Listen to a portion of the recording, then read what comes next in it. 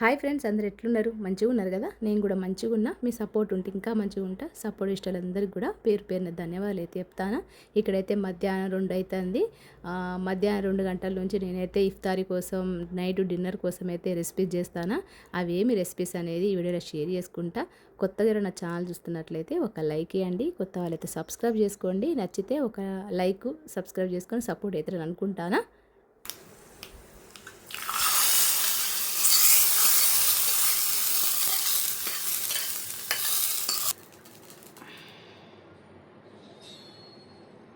ఈరోజు ఇఫ్తారీ స్పెషల్గా పావు బాజీ చేస్తాను. ఆలుతోని మస్తు టేస్టీగా ఉంటుంది. పిల్లలు మాత్రం భలే ఎంజాయ్ చేస్తారు. ఖచ్చితంగా వీడియో ఎండింగ్ వరకు చూడండి. మీరు కూడా ట్రై చేయండి. అంతేకాకుండా తెలంగాణ స్పెషల్ అంటే మా తెలంగాణ స్పెషల్ ముద్దపప్పు చారు అన్నట్టు మా అమ్మ స్టైల్లో నేనైతే చేస్తాను. చిన్నగా ఉన్నప్పుడు మా అమ్మ బాగా చేసేది. శనివారం మేమైతే ముద్దపప్పు చారు ఖచ్చితంగా ఉండేది. ఆ స్టైల్లోనే చేస్తాను. ఇక్కడైతే కందిపప్పును ముందుగానే ఒక 5-6 గంటలు నానబెట్టుకునే కందిపప్పును మనము కుక్కర్లో వేసుకొని మంచిగా ఒక 5-6 విజిల్స్ వచ్చే వరకు మెత్తగా ఉడికించుకోవాలి. ఇక్కడైతే కందిపప్పు అయితే మంచిగా ఒక 5-6 గంటలు అయితే మంచిగా నానింది. పప్పుకు సరిపడా వాటర్ వేసుకుందాం. ఇక్కడ నేను పచ్చిమిర్చి వేసుకుంటాను. కందిపప్పు బాగా టేస్టీగా ఉంటుంది. ముద్దపప్పు అంటారు కదా, మేమైతే ముద్దపప్పు పచ్చి పులుసు అంటాం. ఈ సమ్మర్లో బాగా చేసుకొని తింటాం. తెలంగాణ స్టైల్ అన్నట్టు అది స్పెషల్ అన్నట్టు. ఇక్కడైతే పచ్చిమిర్చి, ఒక 2 కరివేపాకు రెమ్మలు, ఉప్పు, పసుపు, దాంతోపాటు నెయ్యి, వాటర్ వేసుకొని మంచిగా ఒక 5-6 విజిల్స్ వచ్చే వరకు పప్పును మంచిగా మెత్తగా ఉడికించుకోవాలి. అయితే ఈ మధ్య నేనైతే వీడియోస్ అయితే పెడతలేను కదా, కొంచెం బిజీ అయిపోయింది అన్నట్టు. అంటే రంజాన్ దగ్గరికి వస్తుంది కదా, షాపింగ్ అని చెప్పి పిల్లల ఎగ్జామ్స్ అవన్నీ ఉంటాయి. దానివల్ల నేనైతే వీడియోస్ అయితే రెగ్యులర్గా అయితే పెడతలేను. షార్ట్స్ కూడా పెడతలేను. అప్పుడప్పుడు పెడుతున్నా, అంటే రోజుకి ఒక్కటన్నా లేకపోతే అట్లయితే పెడుతున్నా. ఇక్కడైతే చింతపండు అంటే పచ్చి పులుసు కోసం చింతపండు అయితే నానబెట్టుకుంటానా. ఇది పాత చింతపండు, పుల్ల ఎక్కువ ఉంటుంది. ఇక్కడ చింతపండు ఒక 2 సార్లు మంచిగా వాష్ చేసుకొని మనమైతే నానబెట్టుకుందాం. అంతలోపు నేను ఇఫ్తారీ కోసం ఈరోజైతే పావుబాజీ చేస్తాను. మా చిన్నోడు పావుబాజీ కావాలని అడిగిండు. అందుకని చెప్పి స్కూల్ నుంచి వచ్చే ముందు ఆ బ్రెడ్ అయితే తీసుకొని వచ్చినాం. ముందుగానే పొటాటోస్ని ఉడికించుకొని మనం పొట్టు తీసుకొని పక్కన పెట్టుకోవాలి. ఇక్కడైతే అంతలోపు మనకైతే పప్పు అయితే మంచిగా ఉడికిపోయింది. ఈ పప్పును మంచిగా పప్పు రుద్దుతోని మంచిగా స్మాష్ చేసుకోవాలి. పప్పు మీరు నేనైతే ముద్దపప్పు అంటే మేము కొద్దిగా పప్పు అనేది గట్టిగానే ఉంటుంది, పల్చగా ఉండదు. కాబట్టి నేను కొంచెం పల్చగా ఉంది కాబట్టి కొద్దిగా వేడైతే చేస్తాను. వేడంటే కొద్దిగా దగ్గరికి వచ్చే వరకు మనము పొయ్యి మీద పెట్టేసుకొని దాని దగ్గరికి అయ్యే వరకు మరగనిద్దాం, అంటే దగ్గర చేసుకుందాం పప్పునైతే. ఈ విధంగా పప్పు అయితే దగ్గరికి అయిపోయింది. కొంతమంది ఈ పప్పుని ఇట్లానే వదిలేస్తారు, కొంతమంది పోపు వేసుకుంటారు. అంటే ఒక గిన్నెలు తీసుకొని పోపు వేసుకుంటారు. కొంతమంది ఇట్లనే తినేస్తారు. ఇట్లనే ఉప్పు కారం వేసుకున్నాం కదా, ఆయిల్ కూడా వేసుకున్నాం కాబట్టి అట్లనే ముద్దపప్పు వేసి సర్వింగ్ చేస్తారు. కొంతమంది తాలింపు వేసుకుంటారు అన్నట్టు. నేనైతే ఇట్లనే పెట్టేసిన. ఇక్కడైతే పొటాటోస్ని మంచిగా స్మాష్ చేసుకుంటాను. మంచిగా ఉడికించుకోవాలి. ఒకవేళ మీరు స్మాషర్ ఉంటే స్మాషర్తో చేసుకోండి. ఇక నేను చేయితో మంచిగా స్మాష్ చేసుకుంటాను. చాలా సింపుల్గా అయిపోతుంది. ఇక్కడైతే ముందుగానే కడిగి వేసుకున్న కొత్తిమీర, ముందుగానే కడిగి వేసుకున్న పచ్చిమిర్చి ఒక 2-3, ఇవి కారం లేవు, కారం ఉంటే ఎక్కువ వేసుకోకండి. ఉల్లిపాయలు సన్నగా గడి వేసుకున్న ఉల్లిపాయలు, ఉప్పు కారాలు అయితే మంచిగా కరెక్ట్ చూసుకొని వేసుకోండి. ఇక్కడ పసుపు ఒక 1/2 టేబుల్ స్పూను, దాంతోపాటు ఉప్పు సరిపడా వేసుకోండి. వేసేసుకొని మంచిగా కలుపుకోవాలి. అంటే ఉప్పు, కారం, పసుపు, ధనియాల పౌడర్, జీలకర్ర పౌడర్ అన్నీ కూడా వేసుకోండి. మీకు ఇష్టం ఉంటే చాట్ మసాలా పౌడర్ కూడా వేసుకోవచ్చు. ఉప్పు, దాంతోపాటు నల్ల ఉప్పు అని దొరుకుతుంది కదా, అది కూడా వేసుకోవచ్చు. చట్పట కోసం మంచిగా ఉంటుంది. ఇక్కడ కారం వేసుకున్న, ధనియాల పౌడర్ వేసుకున్న, జీలకర్ర పౌడరు, మ్యాగీ మసాలా పౌడర్ కానీ పాస్తా మసాలా పౌడర్ కానీ వేసుకోండి. దానివల్ల టేస్ట్ వైజ్ కానీ ఫ్లేవర్ వైజ్ కానీ కొంచెం రిచ్గా ఉంటుంది అన్నట్టు. ఇక్కడ రైస్ ఫ్లోర్ వచ్చేసి ఒక 2 టేబుల్ స్పూన్లు, దాంతోపాటు కార్న్ఫ్లోర్ కూడా 2 టేబుల్ స్పూన్లు వేసుకుంటాను. వేసుకొని మంచిగా కలుపుకోవాలి. ఒక చపాతీ ముద్దలా కలుపుకోండి. నీళ్ళైతే ఏం వేసుకోవాల్సిన అవసరం లేదు.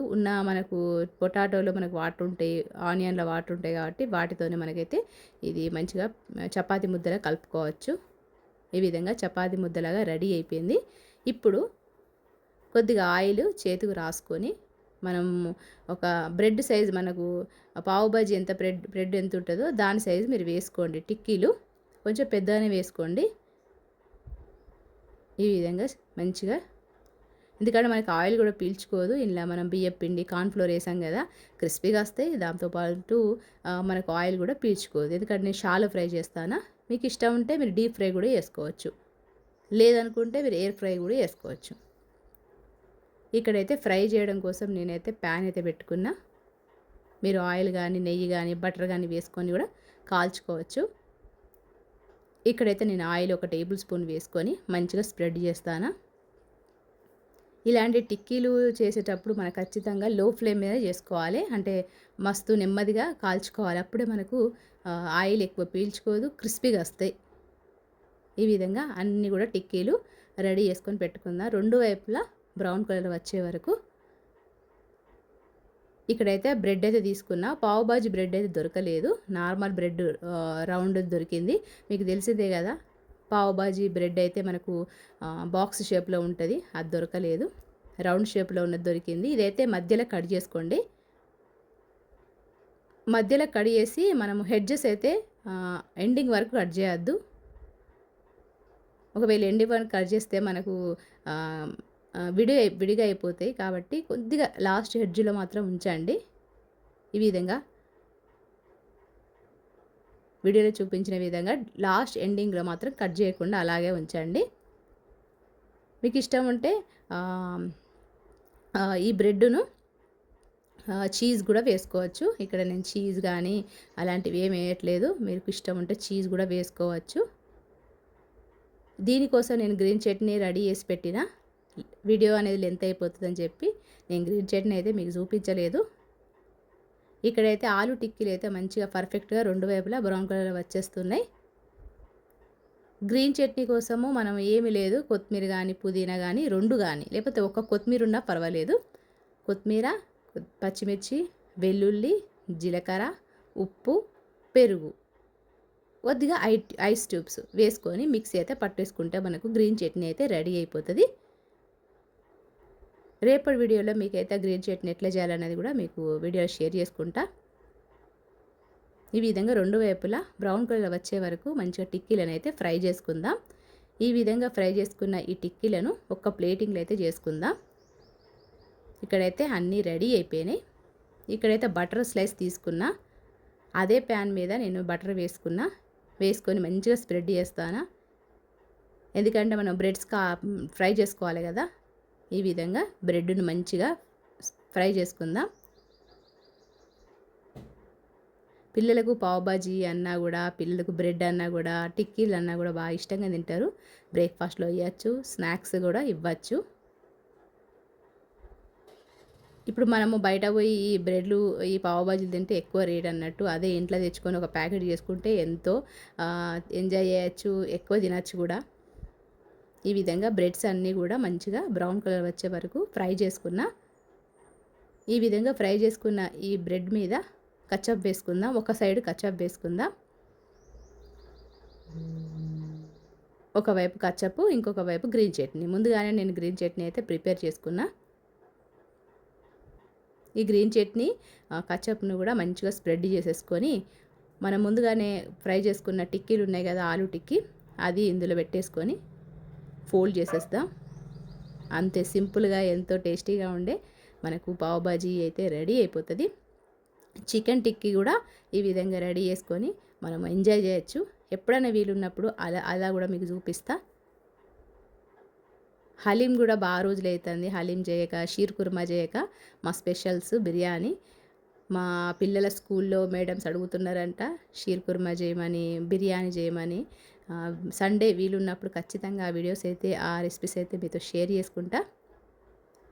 ఈ విధంగా గ్రీన్ చట్నీ ఒక సైడు, టమాటా కచప్ ఒక సైడు, మధ్యలో ఆలు టిక్కీ వేసుకొని మనమైతే ఈ విధంగా ఫోల్డ్ చేసుకొని కచప్తో కానీ గ్రీన్ చట్నీతో కానీ సర్వ్ చేసుకుంటే మనకు ఎంతో టేస్టీగా ఎమ్మీగా ఉంటే పావు బాజీ అయితే రెడీ అయిపోతుంది.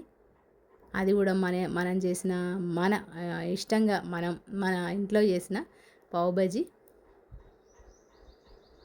ఇఫ్తారీ కోసం అయితే ఈరోజు నేను పావు బాజీ చేసిన. ఇంకా నైట్ డిన్నర్ కోసం అయితే పచ్చి పులుసు, దాంతోపాటు ముద్దపప్పు అయితే రెడీ అయిపోయింది. పావు బాజీ ఇఫ్తారీ కోసం రెడీ అయిపోయింది.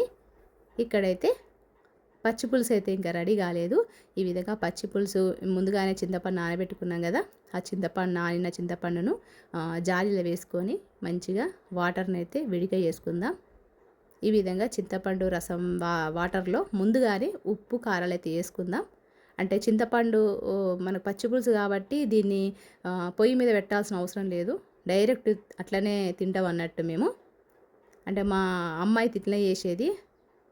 ఇలా ఉప్పు, ధనియాల పౌడరు, జీలకర్ర పౌడరు, మిర్చి పౌడరు, పసుపు, దాంతోపాటు గరం మసాలా పౌడరు అన్నీ కూడా వేసేసుకొని మంచిగా కలుపుకోవాలి. దీనికి పోపు మాత్రమే ఉంటుంది. మనము ఈ పచ్చి పులుసును వేడి చేయడము, మసలు పెట్టడం అనేది ఉండదు. ఇలా ఇంపార్టెంట్ది ఏంటంటే ఉల్లిపాయలు వేసేసుకొని, కొత్తిమీర వేసేసుకొని మంచిగా నంచుకొని, ఆ ముద్దపప్పు వేడివేడి అన్నంలో పక్కన పెట్టుకొని, ఈ పచ్చి పులుసు వేసుకొని, నెయ్యి వేసుకొని, ఆ ఉల్లిపాయ నంచుకొని తింటే చిన్నప్పటి రోజులు గుర్తొస్తే ఆ రోజులు మంచిగా అనిపిస్తుంది. ఎంతైనా అమ్మ చేసినట్టయితే మనమైతే చేయలేం కదా. మా అమ్మ అయితే మంచిగా చేసేది. ఇంకా మా పిల్లలకు కూడా నేను చేసి పెడుతున్నా. మీరు కూడా ఈ సమ్మర్లో పచ్చి పులుసు ఇలాంటివి, రసాలు అలాంటివి ఇవ్వండి పిల్లలకు. ఇక్కడైతే పోపు కోసం ఒక ప్యాన్ అయితే పెట్టుకున్నా. ప్యాన్లో ఆయిల్ వేడైన తర్వాత జీలకర్ర, ఆవాలు 1 టేబుల్ స్పూన్ చొప్పున వేసుకున్న, వెల్లుల్లి, దాంతోపాటు ఇంగువ, కరివేపాకు. ఇక్కడ నేను ఎండుమిర్చి వేయడం మర్చిపోయినా, మీరు ఎండుమిర్చి వేసుకోండి. పోపు మంచి స్మెల్ వస్తుంది, టేస్ట్ వైజ్ కూడా మంచిగా ఉంటుంది.